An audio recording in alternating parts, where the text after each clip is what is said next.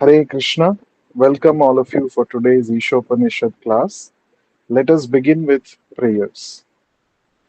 Nama Om Vishnu Padaya Krishna Preshthaya Bhutale Srimate Bhakti Vedanta Swamin Niti Namine Namaste Saraswate Deve Gauravani Pracharine Nirvishesha Shunyavadi Paschatya Deshatarine जय श्री कृष्ण चैतन्य प्रभु नित्यानंद श्री अद्वैत गदाधर श्रीवासादि गौर भक्त वृंद हरे Krishna Krishna Krishna Hare Hare Hare Ram Ram Ram Hare Hare.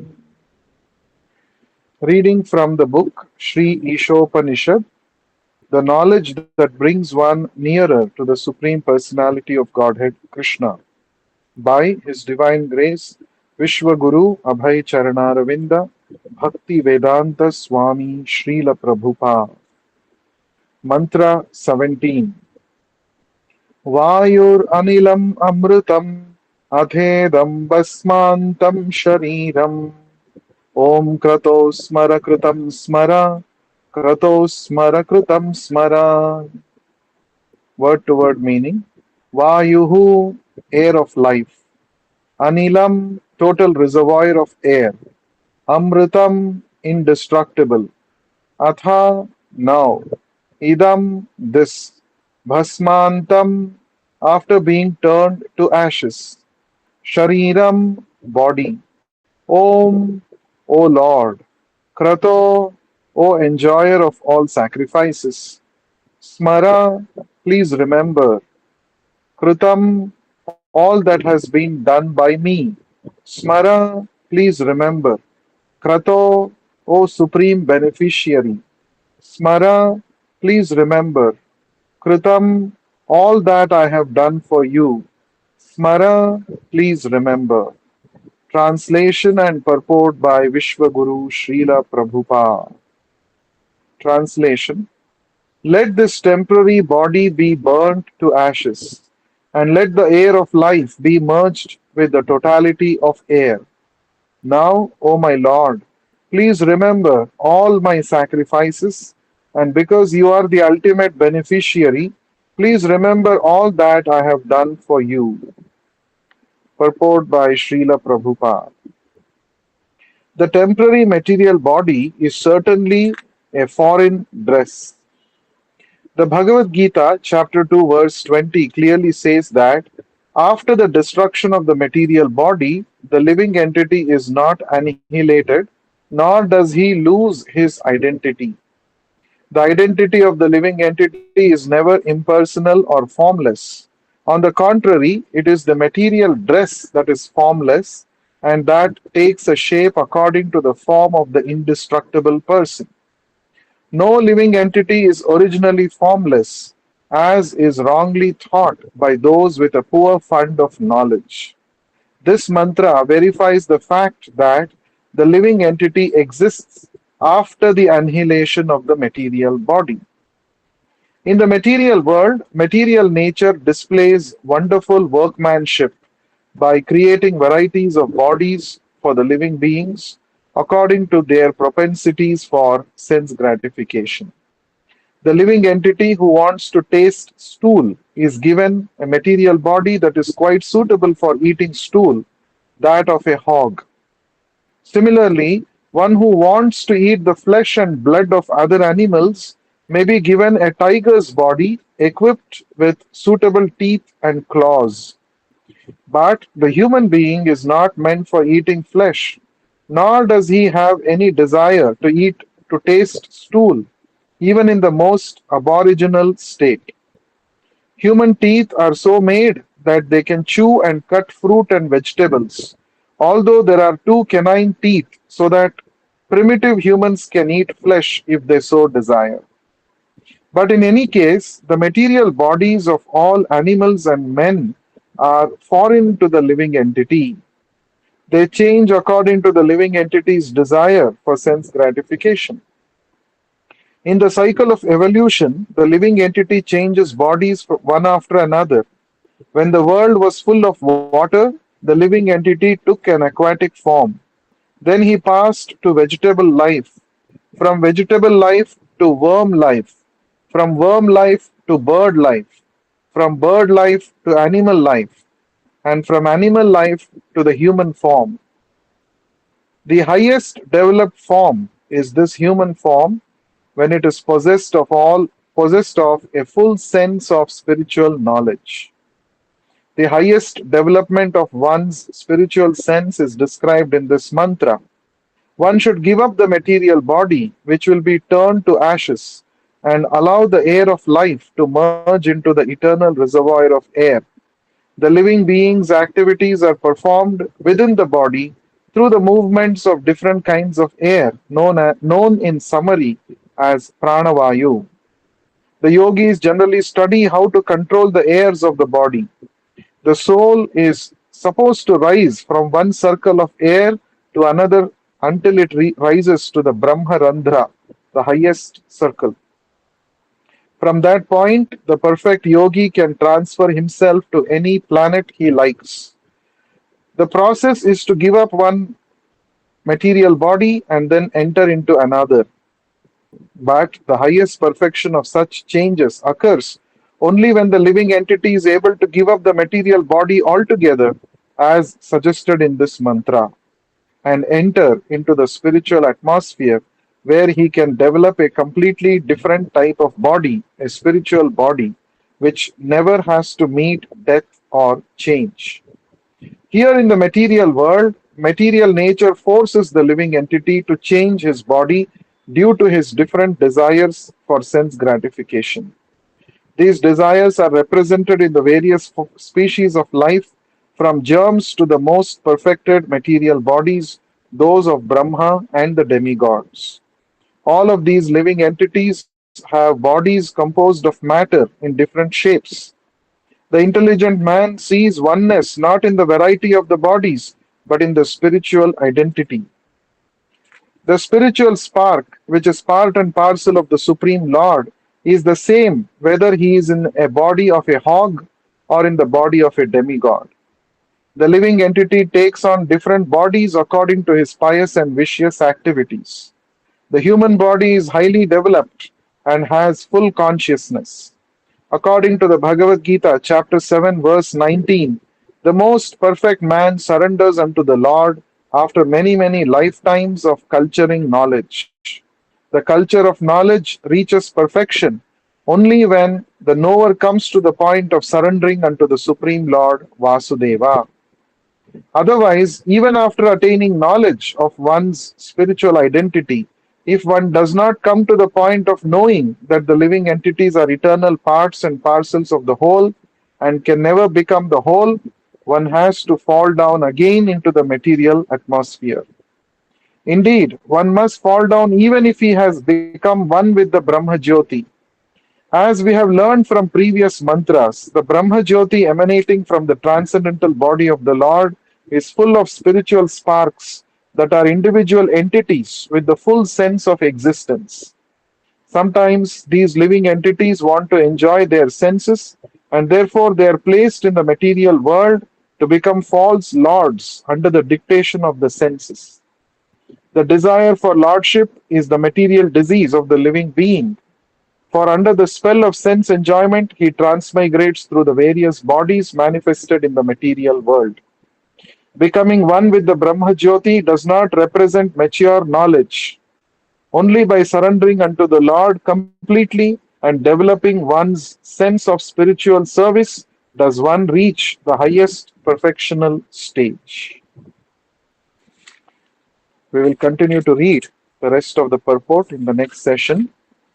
Now we will discuss this part which we have read so far. So today we are beginning to discuss mantra 17. This is the penultimate mantra of Ishopanishad. There are 18 mantras totally, and this is the 17th one we are going to discuss.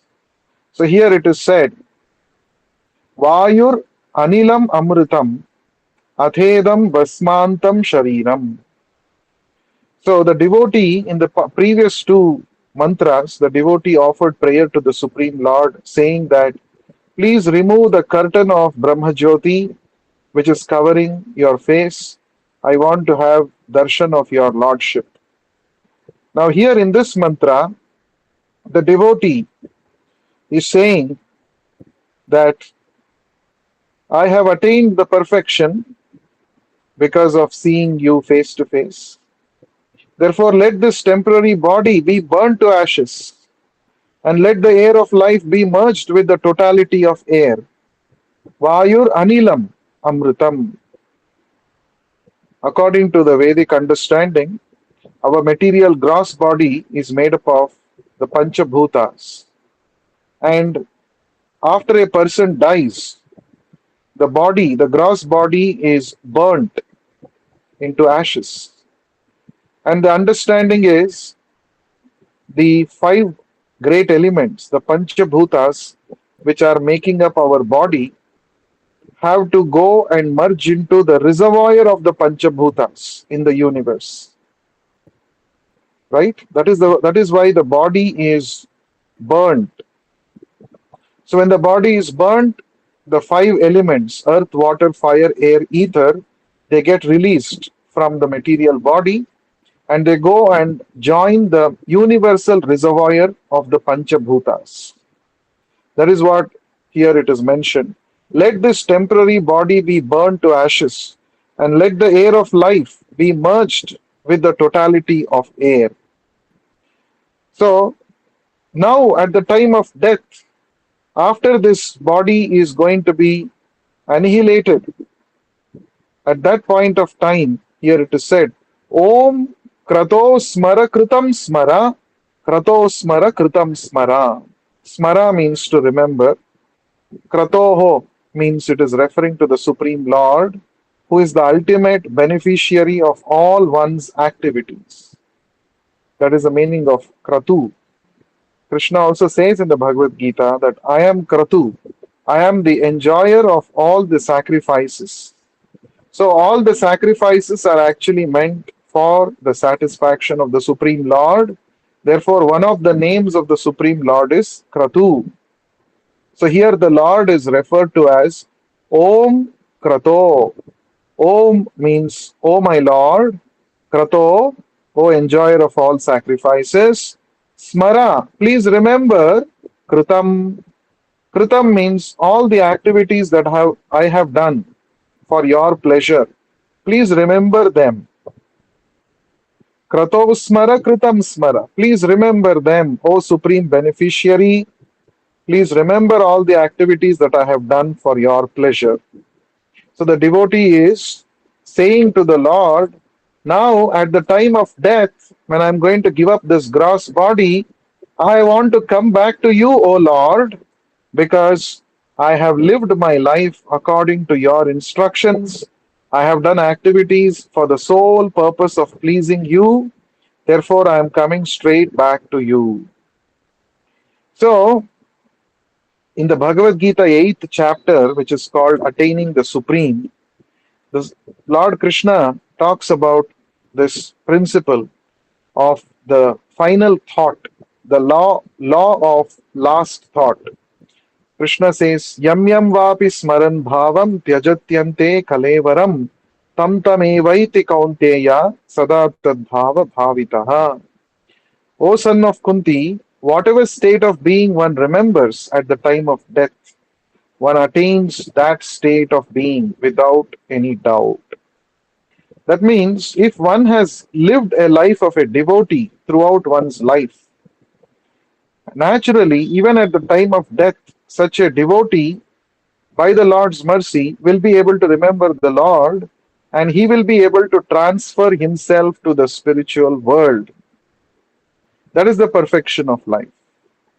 So, if we have lived our life based on Krishna consciousness, if we have cultivated Krishna consciousness, if we have practiced Bhakti Yoga according to the instructions of Guru, Sadhu, Shastra, then the natural result of this is Krishna will give us the remembrance at the time of death He will give us the intelligence to remember Him and quit our body, and then we will be able to go back to Krishna. Now, what if somebody is not able to remember Krishna? He is a sincere devotee. He is not able to remember due to various bodily and mental conditions. He is not able to remember. Then what happens? This is answered by the Lord Himself in the Varaha Purana. He tells to Bhudevi, he tells, in case if my devotee who has dedicated his whole life for my service, in case he is not able to remember me at the time of his death, I will remember him at the time of his death and take him back to Godhead. That means for a pure devotee, it is 100% guaranteed that because of his engagement in sincere devotional service, either he will remember or the Lord will remember and take him back to Godhead. So, if the Lord has to remember us at the time of death, then we must have lived our life in that way, which will attract the attention of the Lord. And that is why in this mantra it is said, Om Krato Smara Kritam Smara.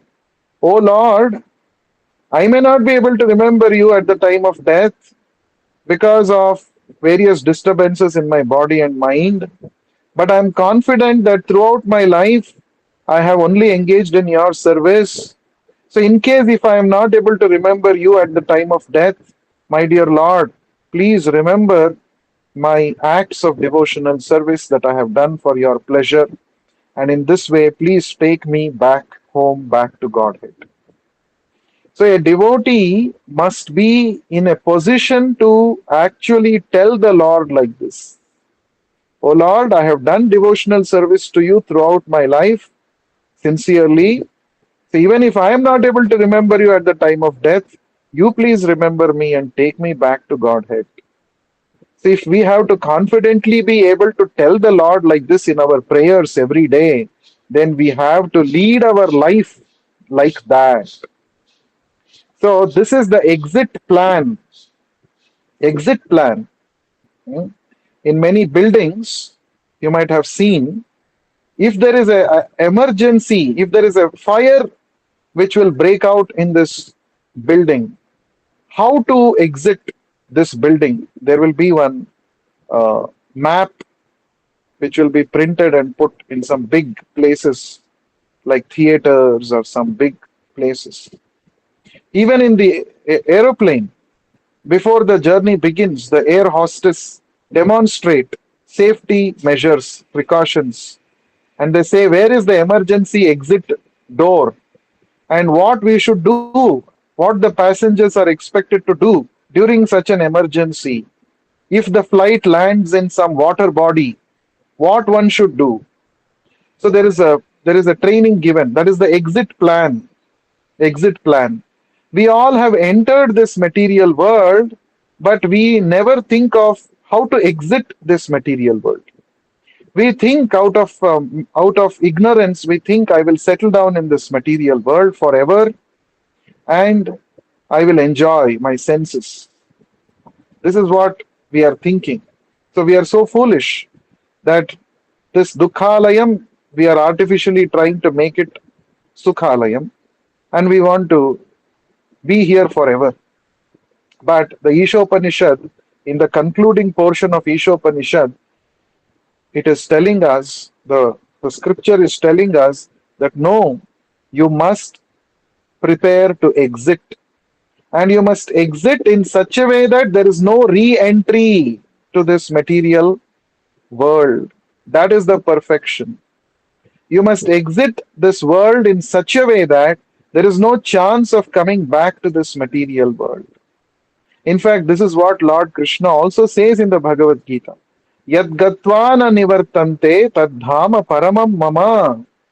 You must exit, you must quit your body by remembering me, fully focusing your attention on me. And if you do so, you will attain my Parandhama, my supreme abode, after attaining which you don't have to again take birth in this material world. So this is the exit plan.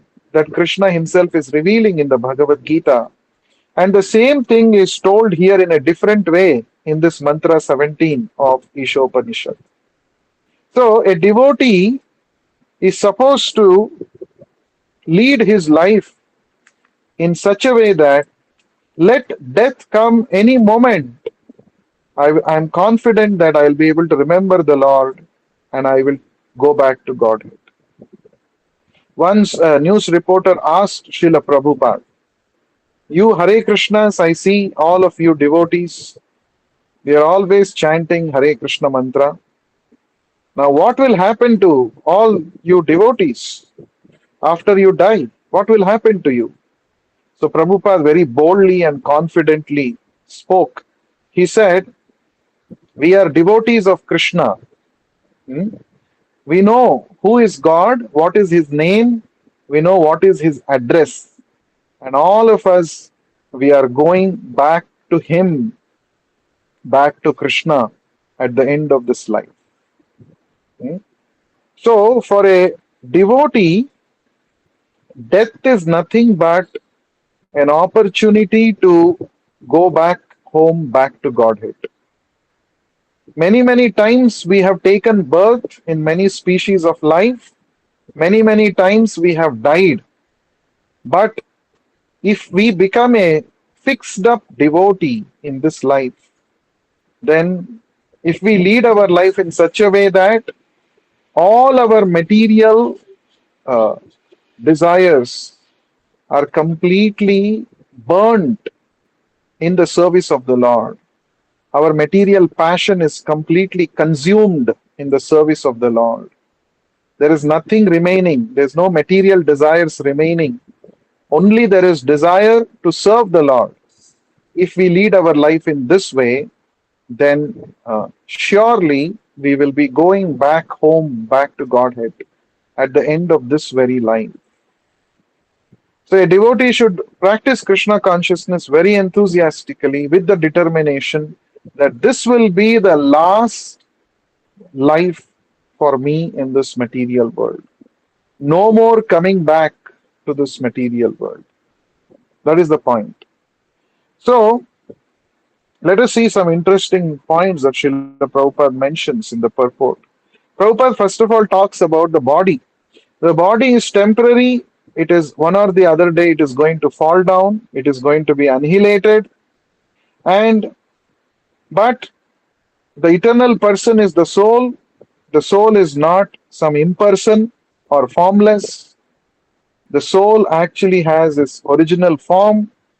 The soul is Satchidananda Vigraha, part and parcel of Krishna, qualitatively same as Krishna.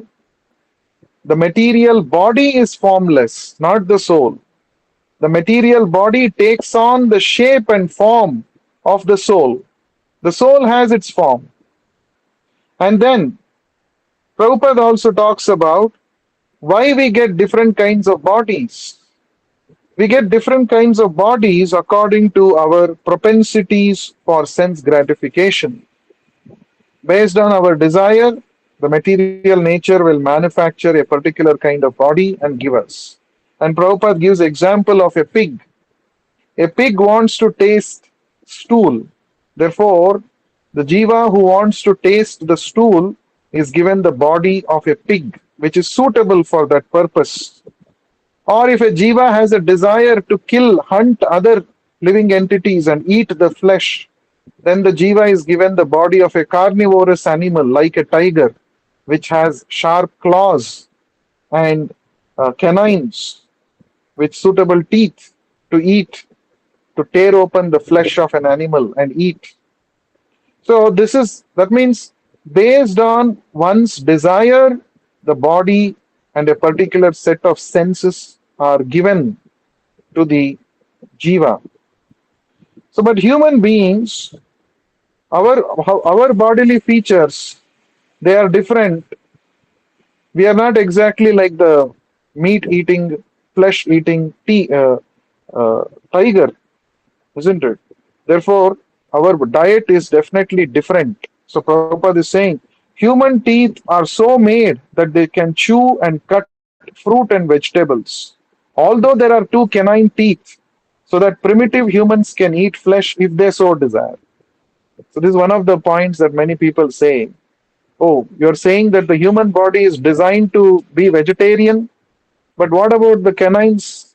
There are canines on the top and bottom. We have two sets of canines on either side of our mouth, side tooth. They are resembling carnivorous animals, so they give this argument. So here Prabhupada is answering that. The two canines are first of all not as sharp and as strong as tiger's canines, number one. And secondly, it is meant for people who are primitive in their consciousness. If they want to eat flesh, that facility is given. But by and large, our body system, if you study, it closely resembles the herbivores, not the carnivores. So, therefore, nature's design is that human beings should be herbivores. Patram Pushpam Phalam Toyam. This is our diet, as Krishna himself has given in the Bhagavad Gita. So, that means our bodies are all shaped according to our desires. And then there is the evolution from one lower species to the higher species.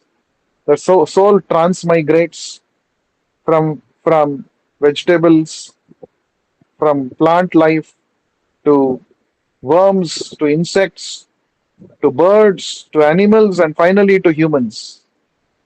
So, in the human form of life, as we all know, we have discussed many times, we have the highest developed consciousness, and this is meant for spiritual advancement, not for sense gratification.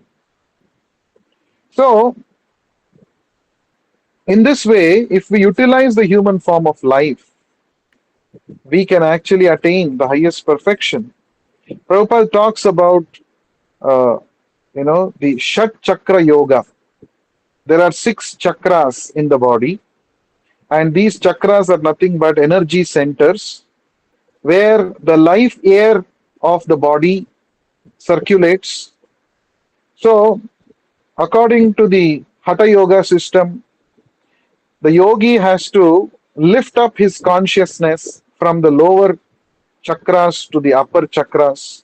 And finally, he has to be able to raise the soul, to this point called Brahmarandra.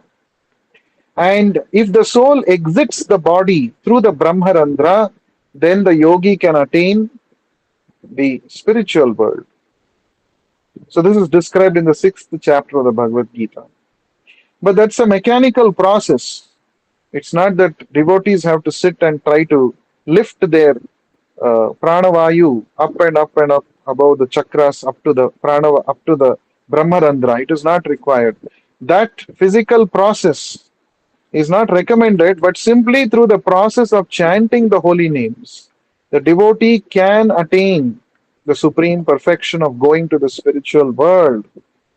So therefore, Prabhupada is saying here, the process is to give up one material body and then enter into another, but the highest perfection of such changes occurs only when the living entity is able to give up the material body altogether, as suggested in this mantra, and enter into the spiritual atmosphere where he can develop a completely different type of body, a spiritual body, which never has to meet death or change. So, as Prabhupada says, where are devotees going? Devotees are going to the spiritual world. Are they going to get a next body, another body? Yes. What body? Spiritual body. And what is the nature of that spiritual body? It is not subjected to birth, death, old age, and disease. And that body is suitable for gaining entry into the spiritual world, the Vaikuntha, and engage in personal service to the Lord in the spiritual atmosphere of Vaikuntha. So that is a perfection. That is a perfection of human life. So if we want to attain that perfection, one has to surrender to Krishna. And Prabhupada is quoting the verse from the 7th chapter of the Bhagavad Gita. Bahunam janmanam ante jnanavan mam prapadyate vasudeva sarvamiti samahatma sudurlabha. What is the highest perfection? Highest perfection is not about going and merging into Brahma Jyoti. That is not the highest perfection. The highest perfection is after many, many lifetimes of cultivating knowledge, when one comes to the understanding that Vasudevam Sarvamiti, Lord Krishna, Vasudeva is the highest supreme truth. I have to simply surrender to Him.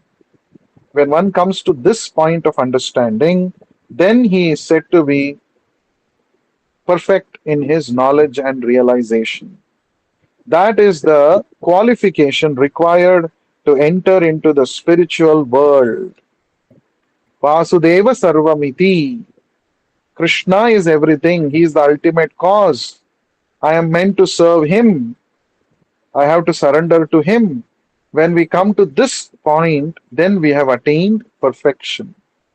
And that can be attained simply by taking shelter of a pure devotee spiritual master and obediently following his instructions. Just by doing this, one can attain this supreme perfection. It is not that on our own we have to endeavor to control our senses and mind and cultivate knowledge and many, many lifetimes, then come to this understanding, oh, Vasudeva Sarvamiti, I have to surrender. Not required. It can happen in this very lifetime if we simply accept the instructions of pure devotee spiritual master. That is the point that is revealed in the Bhagavad Gita, in all the Vedic scriptures. We simply have to diligently follow the instructions of Srila Prabhupada to the best of our ability. We should endeavor to seriously follow what Srila Prabhupada is saying, and at the end of this very lifetime, we can attain perfection. And Prabhupada is not saying something very difficult. He's just saying few things which are very easy to practice. Chant Hare Krishna Maha Mantra 16 rounds every day with attention. Read my books. Serve the Lord in the association of devotees. Follow the four regulative principles. Stay away from all sins. And in this way, you can attain perfection. It is very, very easy. So, if we make up our mind, this should be the last lifetime for me in this material world. I will not make I will not make Krishna wait for me anymore. I have realized this material world is full of miseries. I don't want to stay here.